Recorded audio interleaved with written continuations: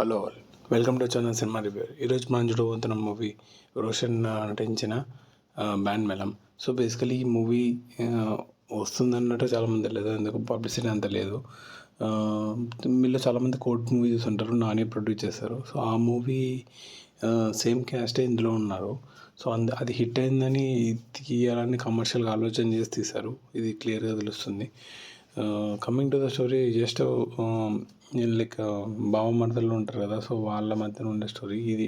ఇది బేసిక్ చాలా మూవీస్లో తీశారు, బట్ నా పర్స్పెక్టివ్లో ఏంటంటే ఇంత లో ఎఫర్ట్స్తో ఏ మూవీ చేయలేదు ఈ మధ్యకాలంలో. ఎలా అంటే ఇప్పుడు మనకి నెక్స్ట్ ఏమవుతుంది, నెక్స్ట్ క్లైమాక్స్ కూడా ఏమవుతుందని తెలిసిపోయేలాగా రాసుకున్నారు. కొన్ని సీన్స్ అసలు నచ్చలేదు.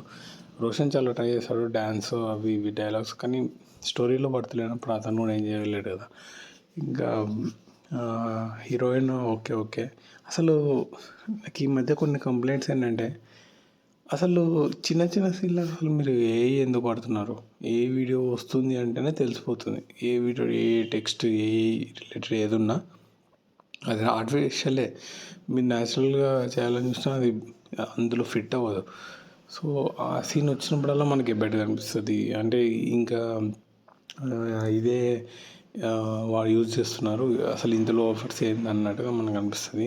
సో ఆ ఏఐ ఎఫెక్ట్స్ కొన్ని తగ్గియాలి, కొంచెం గ్రీన్ మ్యాట్ యూస్ చేసినట్టు తెలిసిపోతుంది. సో బేసికల్గా పెద్ద హీరో అవైలబిలిటీ ఇష్యూస్ ఉంటే ఇవి ఇలాంటివి చేస్తారు, కానీ చిన్న చిన్న సినిమాలు కూడా ఇలా చేయడం అనేది నాట్ యాక్సెప్టబుల్.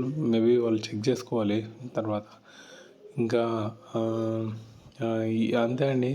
ఒకవేళ మీకు ఇలాంటి రూరల్ డ్రామాలు కామెడీ నచ్చుతున్నాయంటే, తెలంగాణ ఫోక్ కామెడీ నచ్చుతుంది అంటే మీరు ట్రై చేయొచ్చు, లేకపోతే స్కిప్ కొట్టేయండి. నా రేటింగ్ 2/5. That's it. మీరు చూడండి ప్లేలిస్ట్. నేను కష్టపడి చేస్తున్నాము ప్రతి